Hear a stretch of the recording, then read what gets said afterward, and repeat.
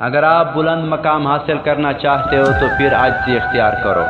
اگر آپ لوگوں کے دلوں میں گر کرنا چاہتے ہو تو پھر بااخلاق اور باکردار بنو۔ اگر آپ مالدار بننا چاہتے ہو تو پھر صبر، شکر اور محنت کرو۔ اگر آپ اپنی جان کی حفاظت اور سلامتی چاہتے ہو تو پھر لوگوں کی دعائیں لے لو، ان کے کام آ کر اور ان کی خدمت کر کے۔ اگر کسی سے پیار ہے تو پھر مناسب موقع ڈھونڈ کر اظہار کرو، کیونکہ جذبہ اظہار کا محتاج ہوتا ہے۔